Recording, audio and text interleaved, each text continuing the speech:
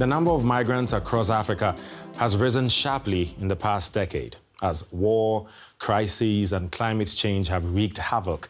That's according to the UN's Migration Agency. The vast majority of migrants, around 80%, do not leave the continent. For them, Ivory Coast in the west, Uganda in the east, and South Africa are the top destinations. Most people arriving in South Africa come from Mozambique and Zimbabwe. An estimate suggests around 3 million Zimbabweans are currently living in the country.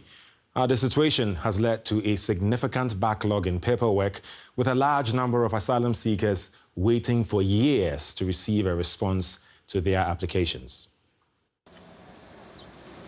Irene Mbaki hasn't been home in 12 years. She's from the Democratic Republic of Congo, where she campaigned for human rights. But after another activist was killed, she fled to South Africa.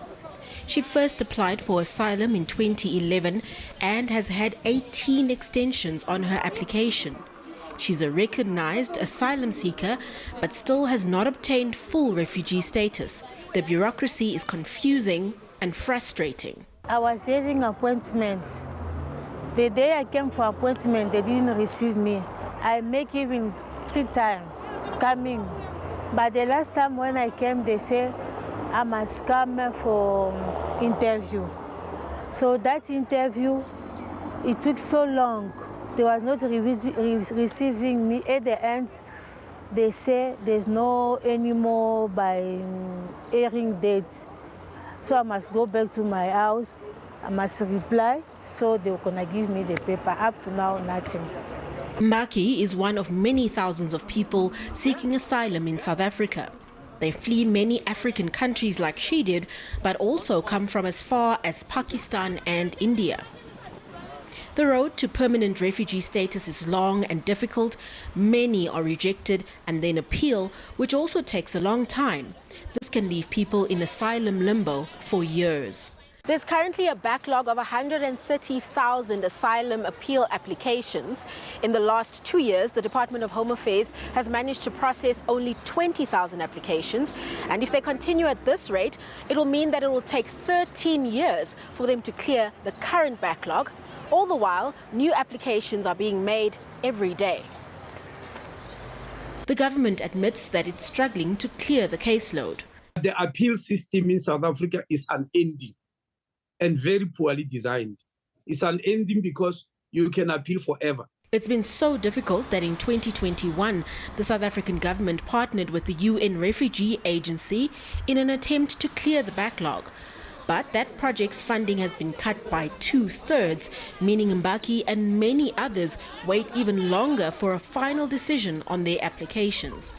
And if the backlog means her asylum seeker status is not extended, she could be shut out of crucial facilities like her bank account. When you have an asylum seeker, once you open the bank, you need to update most of the time when you extend your document. So when your document is expired, you didn't extend, which means it's not possible for them to update.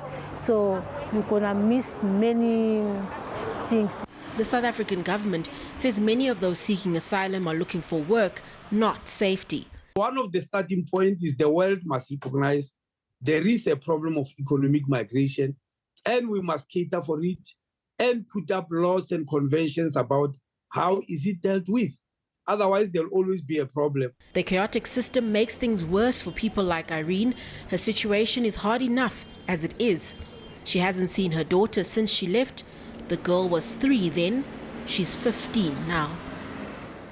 Our correspondent Diane Hawker, who sent us that report, now joins us from Johannesburg, South Africa. Hello, Diane. Nice to see you again. What's driving so many people to seek asylum in South Africa? Well, quite honestly, a lot of it is economic migration. Although the asylum process deals primarily with people who are leaving their countries facing persecution, and that can be for various reasons. It can be for religious persecution or even political persecution. We do know that a lot of the people seeking asylum in this case have actually left their countries as a result of economic reasons. And unfortunately, that has led to a high number of rejections from the Department of Home Affairs, which handles that process. When they go through the application, they ask people why they've left. And when they put economic reasons, they end up being rejected. But then that kicks off a very long appeal process. And that's where we're seeing those high numbers of backlog because of the appeal process tending to take so long. Some people have been within the appeals process for a number of years, and others have been waiting for years to even get to the point where they can appeal. So it seems to be quite a difficult situation, definitely for those applying for asylum here. There's a new census that has been released on that. What does it really say about the demographics of foreigners entering the country or living in the country?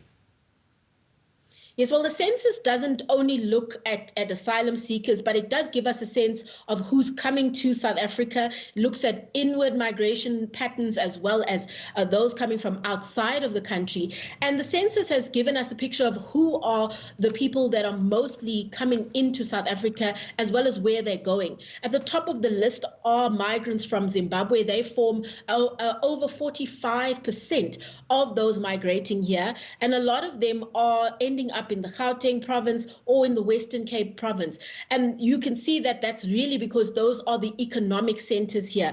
Following them are people from Mozambique, Lesotho, Malawi, as well as the United Kingdom. And one can also see that there's a lot of migration within the SADC region to South Africa as one of the big economies within this region.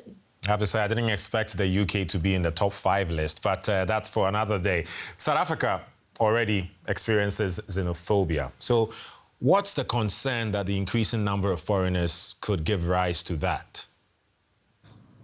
Well, in terms of the situation where we often see xenophobia taking place, it's really in areas where there are poor economic conditions. And a lot of the time, the contest isn't really about whether, migrants should be in the country, but really about what resources are available or not available. And it tends to be a contest over these limited resources. The rhetoric that comes about tends to be about jobs and economic, opportunities within those communities. And I think, where you see, particularly in Gauteng and the Western Cape, large groups of migrants, that is where that tension also takes place. But I don't think that there's necessarily a broad unhappiness with migrants coming to the country. You really see it as more of an impact of the high joblessness as well as economic issues taking place here in South Africa. Okay. Diane Hawker, DW correspondent in South Africa. Thank you. Thank you.